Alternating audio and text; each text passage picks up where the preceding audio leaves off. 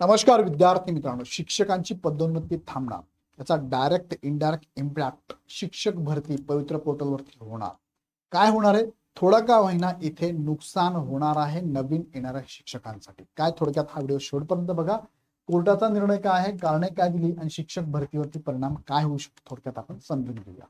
Okay, आता बघा, Loksatta news पेपरने बातमी दिलेली आहे. ही बातमी आहे शिक्षक पदोन्नतीसाठी टीटी कट ऑफची अट रद्द. राज्याला नवीन धोरण ठरवण्याचे उच्च न्यायालयाचे निर्देश. म्हणजे कट ऑफची डेट जी होती ती होती 1 सप्टेंबर. म्हणजे एखाद्या शिक्षकाला, ए नावाच्या शिक्षकाला पदोन्नती देताना यामध्ये तुम्हाला माहिती असेल आरटीएच्या नियमानुसार त्याला टीईटी क्वालिफाईड होणं, टीईटी किंवा सीटीटी क्वालिफाईड होणं गरजेचं आहे. त्याच शिक्षकांना इथे पदोन्नती देण्यात येणार आहे. पण असे काही उमेदवार होते ज्यांना सेवा ज्येष्ठता होती, त्यांची सेवा जास्त आहे, तो सेवा ज्येष्ठतेनुसार त्यांचा नंबर लागतोय. उदाहरणार्थ ए नावाचा आणि एक बी नावाचा उमेदवार आहे. त्यामध्ये ए नावाचा जो आहे हा काय आहे, सेवा ज्येष्ठता जास्त आहे याची, आणि बी नावाचा उमेदवार सेवा ज्येष्ठता कमी आहे. पण या दोघांमध्ये बी नावाचा उमेदवार ज्यांनी टीईटी क्वालिफाईड केलेली आहे कधी 1 सप्टेंबर 2025च्या आत, तो त्याला 2026ला पदोन्नती देताना त्याचा विचार केला गेला. आणि बी नावाचा उमेदवार जो होता त्याने कदाचित डिसेंबर 2025ला इथे टीईटी क्वालिफाईड केली आहे, पण त्यांनी कट ऑफ डेट दिली होती. ह्या डेट पर्यंत ज्यांनी टीईटी क्वालिफाईड झाले असेल अशा उमेदवारांचाच विचार आम्ही सेवा ज्येष्ठतेच्या रँक नुसार करू. सेवा ज्येष्ठतेमध्ये ए पहिला येतो, पण त्याने डिसेंबर मध्ये केली आहे. आमची कट ऑफ लाईन काय आहे, 1 सप्टेंबर आहे. कट ऑफ डेट काय होती, 1 सप्टेंबर यात दिली त्यांनी, 1 सप्टेंबर होती. तो ज्या शिक्षकाने 1 सप्टेंबरच्या आत टीटी क्वालिफाईड केली आहे त्यांना आम्ही ह्या वर्षी पदोन्नती देऊ. 1 सप्टेंबर नंतर तुम्ही जरी सेवा ज्येष्ठ तुमची जास्त आहे पण पात्रता परीक्षा तुम्ही क्वालिफाईड नाहीये म्हणून आम्ही तुम्हाला पदोन्नती देणार नाही, यांचा विचार आम्ही करतोय. म्हणजे नवीन शिक्षकांना चान्स मिळालाय, जुन्या शिक्षकांना चान्सच मिळाला नाहीये. सो असे शिक्षक कोर्टात गेले आणि कोर्टाचा हा निर्णय बघा, हा निर्णय कोर्टाचा आहे. कोर्टाने सांगितलं की असं असू शकत नाही, तुम्ही टीईटी क्वालिफाईड होण्याची कट ऑफ लाईन देऊ शकत नाही. आता यामध्ये काय काय मुद्दे कोर्टाने सांगितले थोडक्यात तुम्हाला मी सांगतो बघा. शिक्षकांच्या पदोन्नतीसाठी 1 सप्टेंबर पर्यंत टीईटी अथवा सीडी उत्तीर्ण असणे बंधनकारक करणारे शिक्षक संचालकांचे 14 मे 2026 परिपत्रक मुंबई उच्च न्यायालयाच्या नागपूर खंडपीठाने शुक्रवारी रद्द केले. पदोन्नती प्रक्रिया सुरू होताना शिक्षकांकडे टीईटी सीडी पात्रता असणे हाच पदोन्नतीसाठीचा निकष असून त्यासाठी डेडलाईन तुम्ही देऊ शकत नाही असं कोर्टाने म्हटलंय. जेव्हा तुम्हाला पदोन्नती करायची त्यावेळेस जो शिक्षक टीईटी क्वालिफाईड आहे किंवा सीडी क्वालिफाईड आहे त्याला विचार करा ना. तुम्ही त्याला कट ऑफ लाईन नाही ठेवू शकत की 1 सप्टेंबर.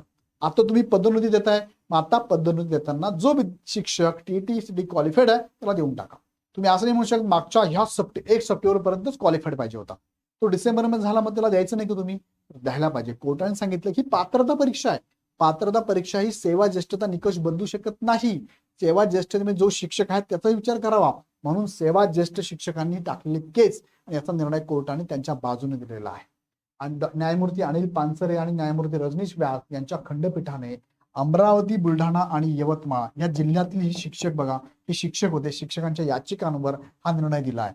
शिक्षक संचालकांनी 14 मे 2026 रोजी काढलेल्या परिपत्रकानुसार 1 सप्टेंबर 2025 पर्यंत टीईटी सीडी पात्रता परीक्षा केलेल्या शिक्षकांचाच पदोन्नतीसाठी विचार करण्याचे निर्देश दिले होते. पण या कोर्टाच्या निर्णयामुळे त्याला स्थगिती आलेली आहे. आणि कोर्टाने काय काय इथे मुद्दे नोंदलेत बघा. पात्रता परीक्षा सेवा ज्येष्ठता बदलत नाही, महत्वाचा निर्णय बघा. पात्रता परीक्षा सेवा ज्येष्ठता बदलत नाही. टीईटी सीडी पात्रता मिळाल्याने शिक्षकांची ज्येष्ठता बदलत नाही. टीईटी जो पहिले मिळवेल, पात्र झाला, तो इथे पदोन्नतीला पात्र असं नाही होऊ शकत ना. ज्याची सेवा जास्त आहे तो पात्र आहे पहिले, मग पदोन्नतीच्या वेळेस तो टीईटी क्वालिफाईड असेल त्याला पहिले दिलंच पाहिजे असे न्यायालयाने निर्णयात म्हटलेले आहे. ज्येष्ठता आणि पदोन्नतीसाठीची पात्रता या 2 स्वतंत्र बाबी असून सेवेत रुजू झाल्याच्या तारखेनुसार ज्येष्ठता निश्चित होते. टीईटी ही केवळ पदोन्नतीसाठी आवश्यक पात्रता आहे. त्यामुळे पात्रता आधी मिळाल्याच्या कारणावरून कनिष्ठ शिक्षकाला ज्येष्ठ शिक्षकाच्या पुढे स्थान देता येणार नाही असे न्यायालयाने म्हटले. कनिष्ठ शिक्षकाला ज्येष्ठच्या पुढे स्थान काय मिळालं, तर तो टीईटी लवकर पास झाला. ज्येष्ठ शिक्षक टीईटी उशिराने पास झाला. तो तुमची सेवा ज्येष्ठता ही टीईटी ठरवत नाहीये, ही फक्त पात्रता परीक्षा असं कोर्टाने म्हटलेलं आहे. आता यामध्ये बरीचशी माहिती कोर्टाने पण दिलेली आहे. त्यानुसार बघा, 1 सप्टेंबर अंतिम तारीख असू शकत नाही असंही कोर्टाचं म्हणणं आहे. पदोन्नतीमुळे शिक्षक भरतीच्या जागा कमी होणार का, तर निश्चित इथे काय सांगण्यात आलंय, हा नियम कोणाला लागू आहे कोणाला नाही. ज्यांची पदोन्नती झालेली आहे त्यांना नियुक्ती दिलेली असेल त्यांचं ठीक आहे, त्यात बदल होणार नाही. पण ज्यांची प्रोसेसमध्ये आहे त्यांना मात्र इथे स्थगिती दिलेली आहे. सो पुढचा न्यायालयाचा निर्णय किंवा आदेश येईपर्यंत किंवा राज्य सरकारचे या संदर्भातले निकष लक्षात घेऊन पुढचा आदेश येईल, GR येईल, त्यानंतरच आता जी प्रोसेस चालू आहे तिला थांबून पुढची प्रोसेस करण्यात येणार आहे.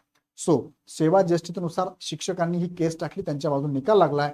सो पदोन्नती देताना जे शिक्षक पात्र असू शकतात त्यांना कदाचित इथे पदोन्नती मिळू शकते. सो कनिष्ठ उमेदवारांना ज्येष्ठ उमेदवारांच्या पुढे जाण्यासाठी आता अशी काही कट ऑफ लाईन ठरवणं योग्य राहणार नाही असं कोर्टाचं म्हणणं आहे.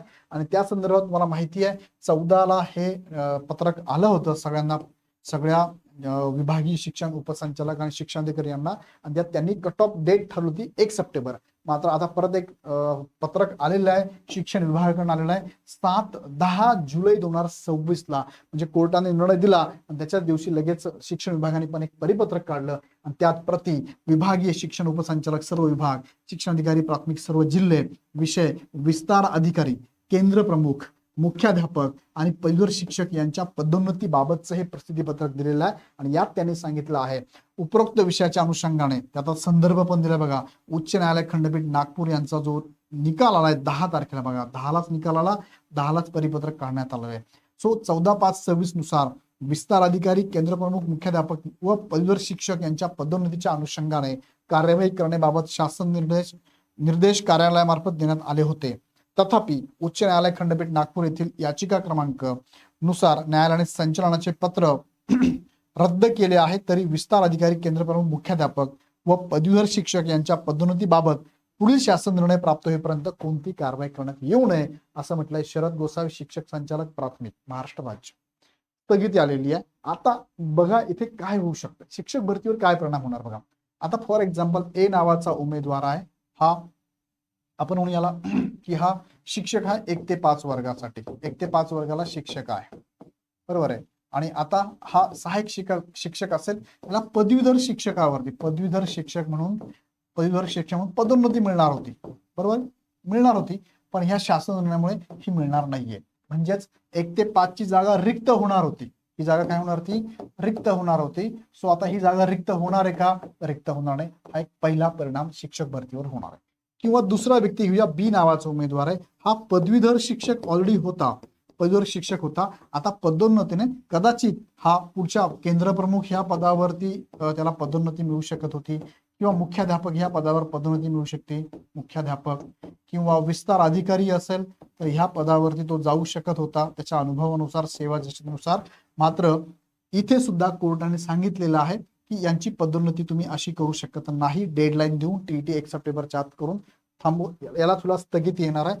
सो हाही उमेदवार जर तिकडे जाऊ शकला नाही तर पदवीधर शिक्षक ह्या पदांच्या जागा, ज्या रिक्त जागा होत्या त्या रिक्त जागा रिक्त होणार नाही, ह्या जागा तशाच राहतील. त्यामुळे इथे भरती प्रक्रिया होणार नाही. बघा तुम्हाला इथे पदोन्नतीने केंद्र प्रमुख, मुख्याध्यापक, विस्तार अधिकारी या ठिकाणी सेपरेट एक्झाम होते, त्यानुसार तुम्ही स्पर्धात्मक परीक्षेद्वारे जाऊ शकतात. पण पदोन्नतीने भरायची या पदांच्या जागा जर भरल्या नाही गेल्या, ह्या ठीक आहे इथे रिक्त राहिली, इथे रिक्त राहिली, इथे रिक्त नाही राहिली, पण ही राहिली रिक्त, ही भरती होऊ शकते, येते लक्षात. पण इथे प्रॉब्लेम काय आहे, केंद्र प्रमुख, मुख्याध्यापक, विस्तार अधिकारी, शिक्षण जे काय पद आहेत ही पदं पदोन्नतीनेच भरलेली आहेत. ती पदं जर आता पदोन्नतीने भरली नाही गेली तर ह्या जागा रिक्त होणारच नाही. आणि ह्या जागा जर रिक्त झाल्या नाही तर शिक्षक भरतीमध्ये काही अंशी जागा कमीच येणार आहे. जसं की आता एक भरती प्रक्रिया झाली बघा, हजारो शिक्षक आता होणार केंद्र प्रमुख. आता केंद्र प्रमुख ह्या पदावर कोण गेलं बरं, केंद्र प्रमुख ह्या पदावरती पदवीधर शिक्षकासाठी कॅपेबल एलिजिबल असणारे सगळेच, ते 1 ते 5 पण होऊ शकतात किंवा 6 ते 8 चे शिक्षक पण होऊ शकतात, जे ह्या पदावर गेले केंद्र प्रमुख. किती होते सगळे टोटल, 2410 होते. म्हणजे महाराष्ट्रातून एवढे शिक्षक केंद्र प्रमुख ह्या पदावरती पदोन्नतीने गेले. तर साहजिक शिक्षक भरतीमध्ये जागा वाढल्यात ना, मग त्या जागा 1 ते 5च्या पण रिक्त झाल्या, 6 ते 8च्या पण रिक्त झाल्या.